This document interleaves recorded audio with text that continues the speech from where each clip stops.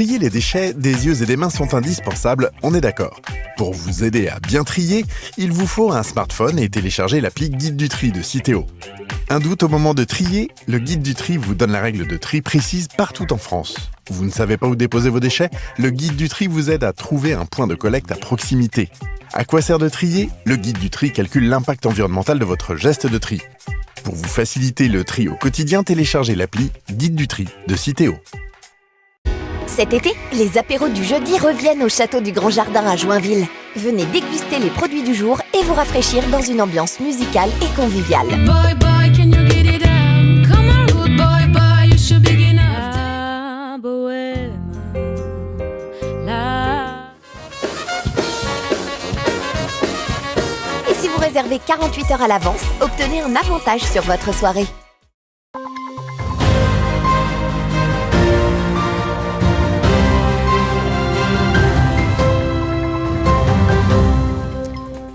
Bonsoir à tous et bienvenue dans votre 15 minutes info du dimanche 3 juillet 2022. Tout de suite, les titres de cette édition. L'inauguration du multisport des Clarons a enfin eu lieu. Les enfants ainsi que les élèves pourront y accéder. Un village associatif a vu le jour au Musicalité afin de mettre en avant les associations bragardes. Le conseil départemental a récompensé ses agents haut-marnais pour leur engagement et leur travail au quotidien. Et voilà pour les titres. L'inauguration du multisport des Clarons a fait des heureux. Après 6 mois de travaux, les enfants du village ainsi que les élèves scolarisés à proximité du parc de jeux pourront en profiter. D'ailleurs, c'est un emplacement qui n'a pas été choisi au hasard. Un reportage de Meg Veillard. Enfin, pour le bonheur des enfants, le complexe de jeux ainsi que le terrain multisport a enfin ouvert ses portes. Une inauguration a donc été organisée par le maire du village.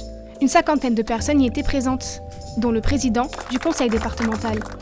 Très heureux d'être là aujourd'hui parce qu'on voit que le département continue à se développer sous l'impulsion des maires et vraiment je salue la municipalité qui a investi fortement pour sa jeunesse et je crois vraiment que c'est un bel exemple de réussite dans le département. La vraie satisfaction, et ce n'est pas toujours le cas, c'est de pouvoir voir l'aboutissement d'un certain nombre de projets qu'on a connus sur plan.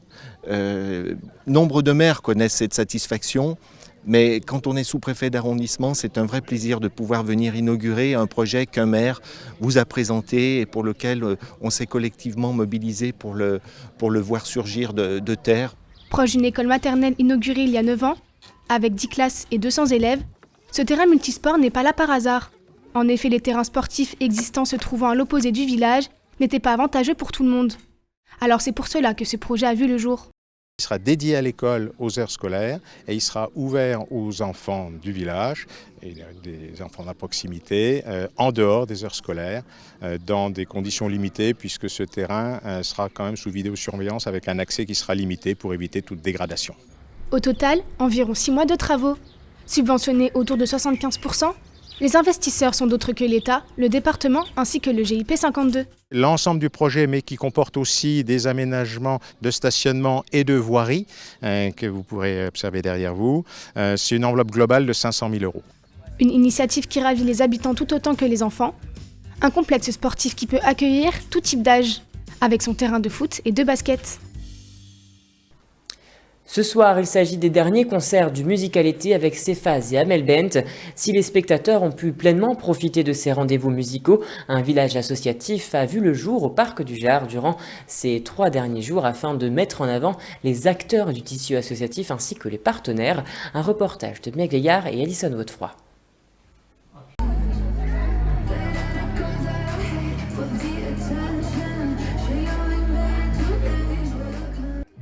Le festival musical été fait un clin d'œil aux associations qui œuvrent pour des causes toutes différentes soient-elles. C'est dans un moment de convivialité que le village associatif prend forme. Éducation, scolarité, nutrition, santé, tous les domaines sont là. On est là ce soir pour informer le public des hépatites et des maladies du foie. Une hépatite, c'est une maladie silencieuse, c'est un virus. C'est une maladie silencieuse. Tout le monde prend un risque un jour dans sa vie. Donc on est là pour dire, ne vous inquiétez pas, On va vous expliquer ce que c'est que des hépatites, les modes de contamination et comment faire pour vous faire dépister. N'ayez pas peur, il y a des solutions. La seule peur que vous pouvez avoir, la seule crainte que vous pouvez avoir, c'est de vous faire guérir. C'est également plus loin que vous y trouverez le stand Bormona Nature qui informe sur l'écologie qui touche notamment aux mégots de cigarettes. Notre mission, c'est vraiment de parler de la sensibilisation et d'informer les gens sur ce qu'est un mégot de cigarette. Donc, parce que beaucoup ne savent pas qu'un mégot, c'est pas biodégradable, c'est du plastique, qu'un seul pollue 500 litres d'eau et qu'il met 15 ans à se dégrader dans la nature. Voilà, ça c'est du mégot, ça c'est des filtres de cigarettes. Donc en fait, le filtre, l'intégralité du filtre, c'est du plastique. Et avec ce filtre, on y obtient notamment des plaques de plastico. Donc c'est rigide. Bon, il faut bien dire qu'au jour d'aujourd'hui, le mégot, c'est le seul déchet socialement acceptable qu'on va voir jeté partout à la vue de tous.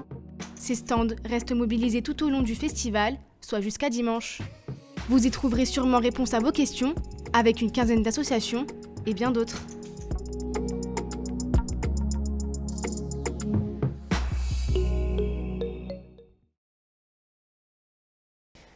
Et passons à présent à l'image du jour. Pascale Trimbach, préfète de la Meuse, a présidé la cérémonie de naturalisation en présence des élus du territoire. À cette occasion, 63 personnes de 16 nationalités différentes ont obtenu la nationalité française. Après 2 ans sans rendez-vous, les agents du conseil départemental de la Haute-Marne se sont regroupés dans les jardins de l'hôtel du département à Chaumont, appelé Rendez-vous au jardin. Cet événement était une réelle mise en avant des agents de toute la collectivité afin de leur remercier de leur engagement et de leur travail tout au long de l'année. Des médailles ont été remises aux agents qui travaillent depuis plus de 20 ans, ainsi qu'aux agents du centre technique territorial ou encore aux agents des collèges et aux médecins qui étaient engagés durant la crise sanitaire et qui a parfois été très compliqué pour eux.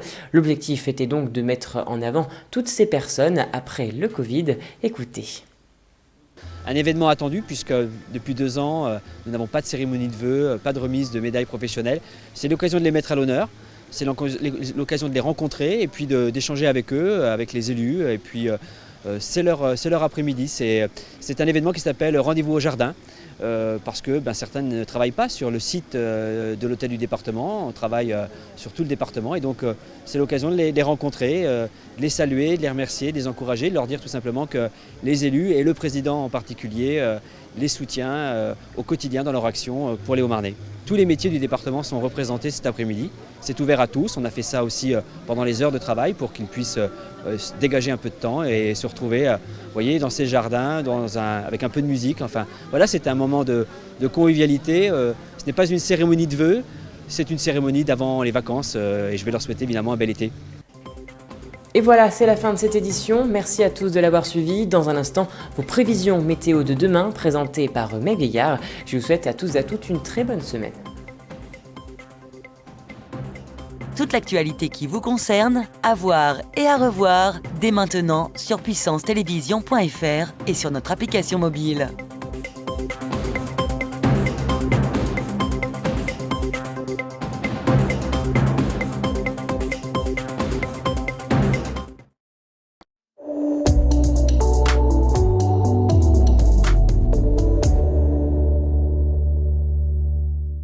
Bonsoir à tous et bienvenue dans votre bulletin météo. On commence tout de suite avec 11 degrés de minimales à Rennes. Pour les maximales, elles seront de 32 degrés à Nice et à Toulouse. À présent pour nos départements, les minimales seront de 12 degrés à Saint-Dizier et Vitry-le-François. Pour l'après-midi, elles seront de 26 degrés à Langres. Lundi 4 juillet, nous fêtons les Florents et le soleil se couche à 21h56. C'est la fin de votre bulletin météo. Passez une très bonne soirée avec Puissance Télévision.